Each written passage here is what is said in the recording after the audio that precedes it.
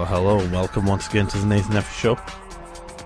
As you know, I am Nathan Nephew on this gorgeous Memorial Day weekend. It's at least Memorial Day weekend while I'm recording this. When you listen to it on Red State Talk Radio, it may not be Memorial Day, but it really shouldn't take a federal holiday to, celebrate those who have fought for our freedom, who have sacrificed so much for what we have. I mean, what we have isn't perfect, obviously, but, it's better than most places in the world. I would say better than every other place in the world. There's nowhere else I would rather be than right here in the United States of America. And I definitely give thanks to those who have served and are serving, those who have made it back and those who haven't. And that's really what Memorial Day is all about. I mean, we see the big sales, bratwurst go on sale at Meijer, and hot dog buns and grills and propane, and everybody's off camping and, and that's fine. There's no reason not to have a good time on a holiday weekend. I mean, most people have a 3-day weekend. At the very least, they get Monday off, and you have some time, spend it with the family. But I think it's very important to spend some of that time, if not all of it, reflecting and really thinking about how we got where we are and how we continue to keep what we have. And I'm sure, like I do, most of you know somebody who has sacrificed for this country. If not their life, they've given up time and, time with their family and time in, in their neighborhoods, and they've went and they've served. And that's really what Memorial Day is about. Originally, Memorial Day was, it was called Decoration Day. It came about after the Civil War. And it really was to commemorate both Union and Confederate soldiers who didn't make it through the war. And it was a day of reflection on that, of how important those men were and how they fought for what they believed. And slowly it transitioned into Memorial Day, which was broadened to remember all servicemen from all branches of the military, from all wars. And it wasn't until 1967 that a federal law actually made Memorial Day a federal holiday. And the year after that, in 68, I think, is when they moved 4 of the holidays to designated Mondays, basically so you could get a 3-day weekend. I mean, really, what is Labor Day about? It's, it's a day off because there was too long of a stretch without a holiday. So we need to put something in there, right? I mean, we can't just work for 3 months without a holiday. I mean, that's just ridiculous. I mean, sure, we have a weekend every week, but, we're government employees. We need some time off here. So yeah, Decoration Day, right after the Civil War, that's pretty interesting. Of course, I mean, there were celebrations for military service before that. I think since the beginning, in general, the men who fought in the American Revolutionary War have been commemorated and have been remembered. At least here in America. I don't know so much if they have been in England, but I think that's a whole nother issue. Do you remember the stimulus and how we were told it was going to do so many good things, and it would allow schools to hire more teachers, and it would allow roads to be paved, and it would allow bridges to be repaired so they wouldn't collapse. Which, I mean, how did that work in Seattle? Did that work out too well this past week? I don't think it did because the bridge collapsed. But hey, stimulus. It's the way to stimulate the economy. I mean, it's right in the name. How can that go wrong? Well, it turns out there is a school in Baltimore who got some stimulus money, and they spent quite a bit of it, upwards of millions of dollars, 15 million of the 112 million they got on things like, fried chicken dinners and, let's see, mother-daughter makeover, theater performances, dinner cruises. Of course they were outreach, and of course they weren't, it wasn't intended to waste the money, but let's see what the CEO of Baltimore Schools has to say about that and just how serious he is about allocating funds from grants to what they are meant to be allocated to. Anytime that there's an audit of Title I dollars, you're going to see errors at the school level because schools spend money for what they need, and then sometimes they worry about whether it fits the parameters of the grant later. So sometimes schools just spend money on what they need. I don't have a problem with that. I don't know how many people would have a problem with a school spending money on what they need. Of course, there's the bigger argument that you've heard me make many times, that public education is inherently flawed in and of itself, but public education exists. It's reality. We have to deal with it. So these schools get money. I expect them to spend this money on, the items that they are given the money for. They're given a grant to do a specific thing. The money should be spent on that specific thing. If they're given a grant to improve their computer system, they should not be buying dinner cruises with that money. And he says, well, schools spend money on what they need and then worry about fitting it in the grant, parameters later. Well, dinner cruises, mother-daughter makeovers, I don't think those were part of any grant that Baltimore schools got. I don't think so. Those are the sort of things that if they're going to be paid, they should come out of the general fund. And if you have the funding in the general fund to pay for dinner cruises, then you should not be getting a $112 million grant to pay for anything else. I mean, just the arrogance. Anytime that there's an audit of Title I dollars, you're going to see errors at the school level because schools spend money for what they need, and then sometimes they worry about whether it fits the parameters of the grant later. Yeah, I mean, it's just absurd. We did get to hear our great leader give an inspiring speech on terrorism. I mean, did you know that basically there is no terrorism, just individuals in small pockets of groups that want to harm the United States of America? That really Al-Qaeda is pretty much gone, and we just need to fight very specific terror groups and completely change how we have this global war on terror. That we shouldn't fight terrorism everywhere. We should pick very specific targets and fight those very specific targets and forget everybody else.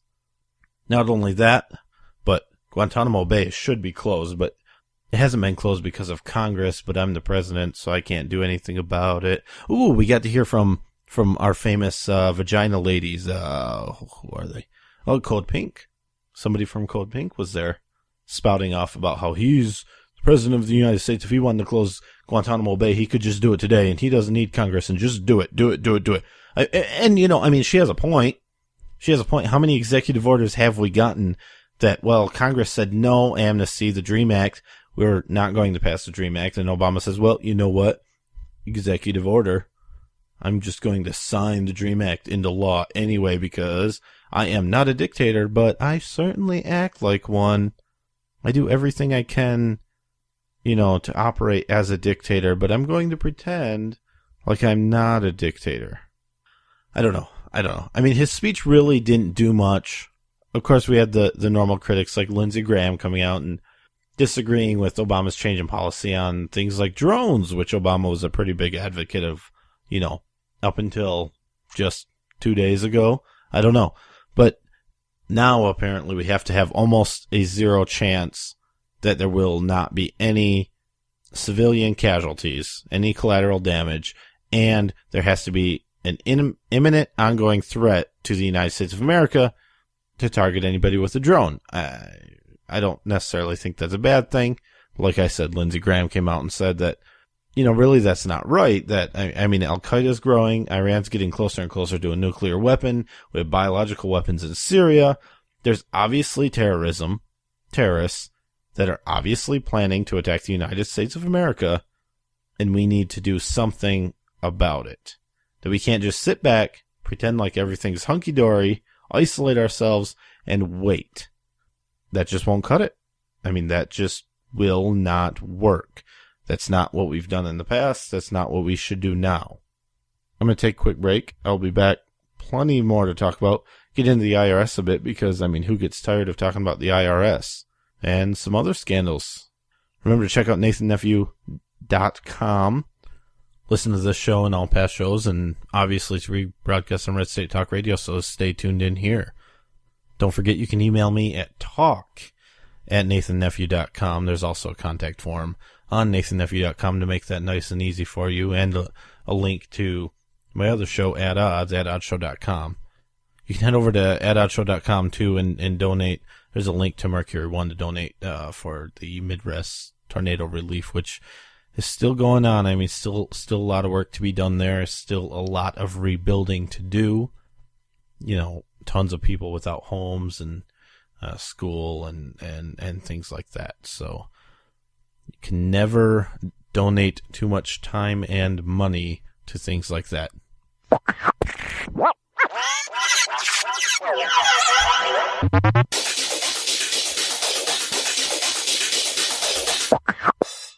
Obama wants your money, and he's determined to get it. He wants your money to buy up unions, his Wall Street cronies, and to expand the Obama welfare nation. Well, Swiss America is determined to stop him from stealing your money. They want to send you an award-winning film, I Want Your Money, on DVD that exposes his plan. It'll help keep the government's hands off your money using gold, silver, and other hard asset strategies to protect your hard-earned money. Call today and request the DVD, I Want Your Money, normally $19.95, yours absolutely free. Let Swiss America show you how to use gold, silver, and other hard assets to protect your hard-earned money. Call now. 800-932-5146. 800-932-5146. Call Swiss America right now. Learn all about investing in gold. 800-932-5146. 800-932-5146. Call now. Red State Talk Radio. Conservatism, Red State style.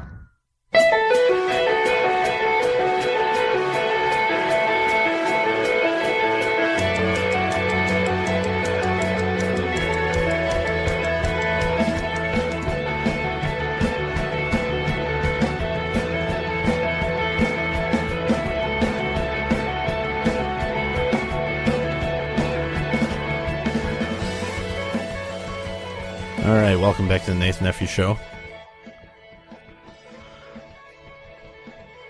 I read this story last week. I hadn't really brought it up because it was really it was interesting to me, but I wasn't quite sure how I felt about it.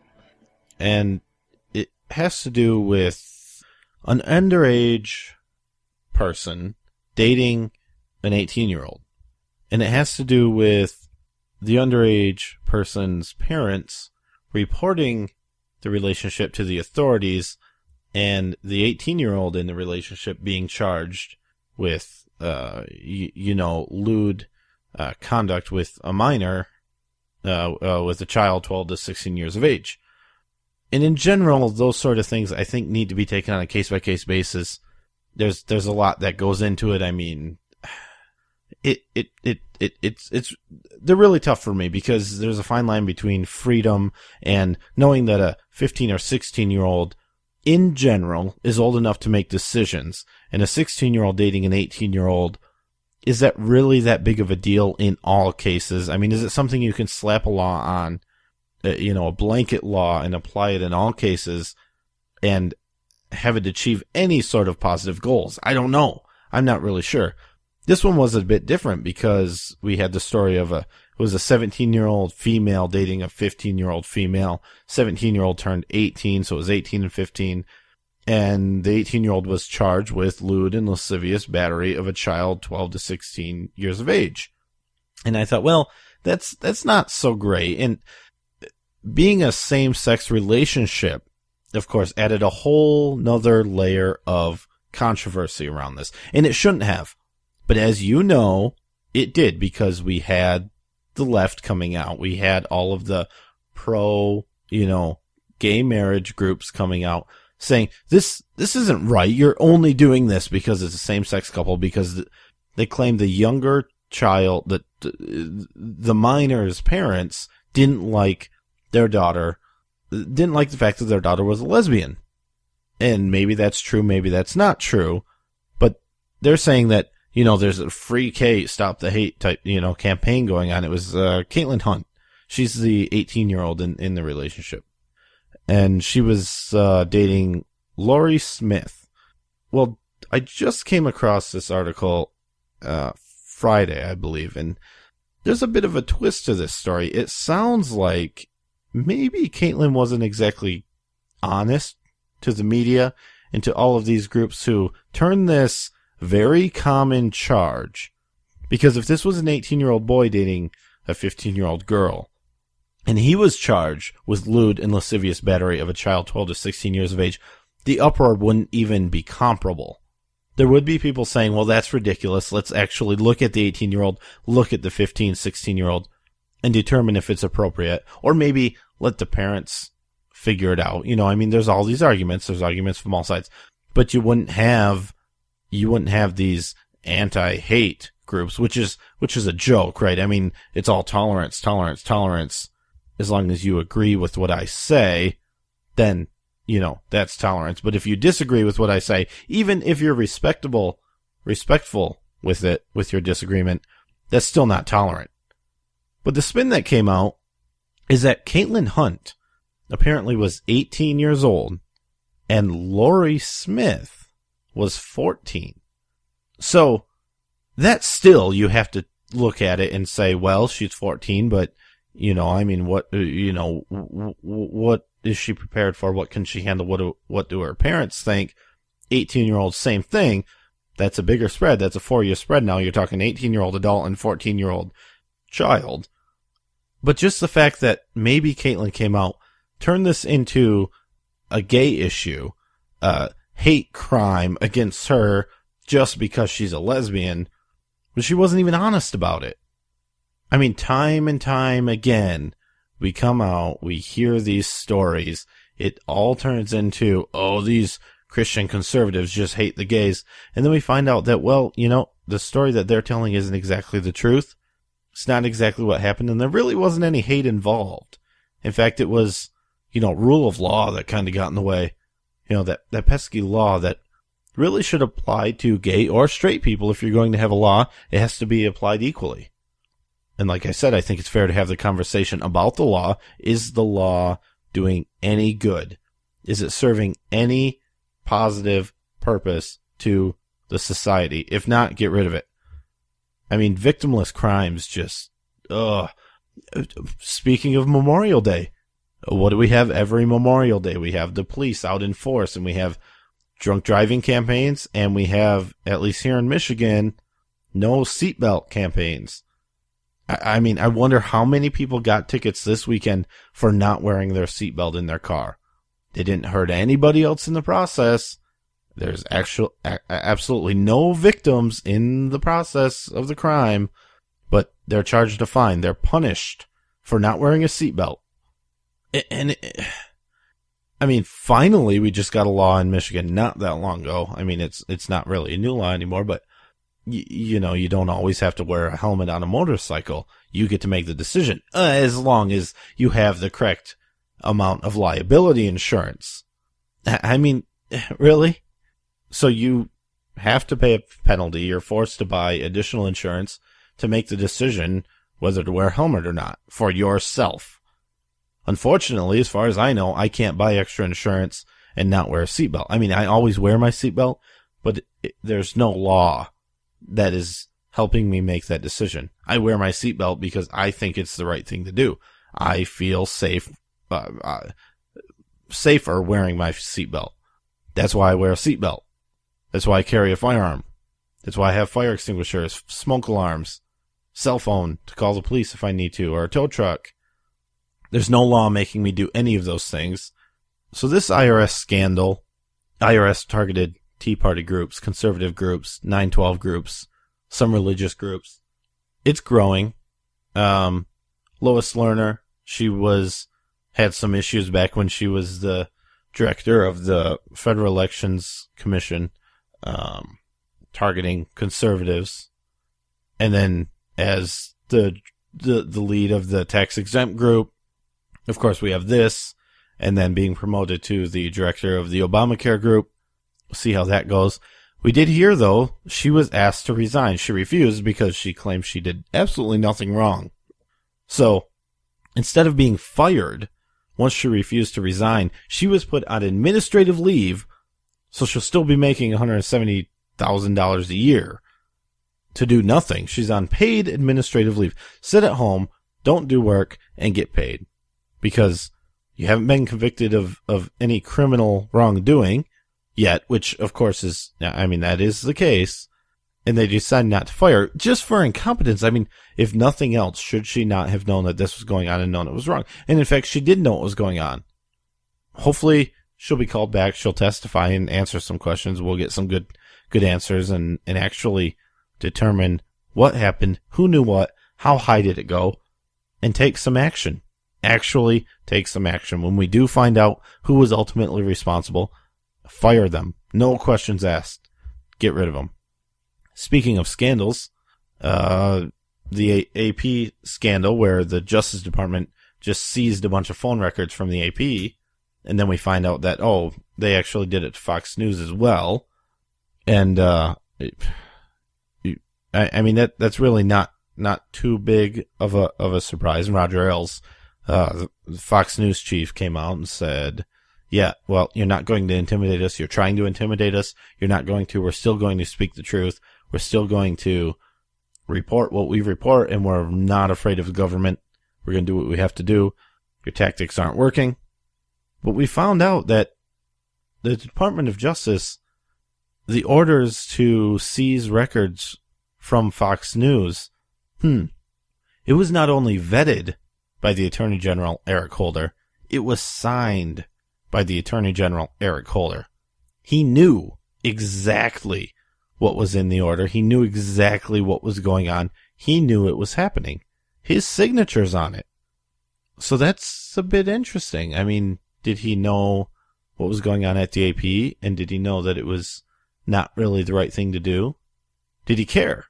Did Obama know? There's a question. Because Obama's all upset. I mean, he's saying, no, we need free press. Anything that gets in the way of free press, I'm not happy with, and I will take care of it. Well, did you know that the AP was being harassed, or Fox News, or any of the other numerous citizens and press agencies that were being harassed? Did any of that happen to come across your desk? I mean, maybe while you were sleeping when things were unfolding in Benghazi.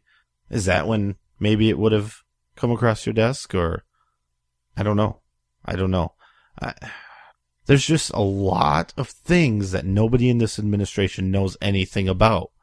So, I mean, just forget the fact that there may have been lying and that these people actually probably did know what was going on and approved of it. Let's just pretend like they didn't know. Isn't there something wrong with that too? I mean, shouldn't the most transparent administration in history know what's going on, let the American people know what's going on, and take action to correct it? Seems to me that's just as big of a problem. If you didn't know, why didn't you know?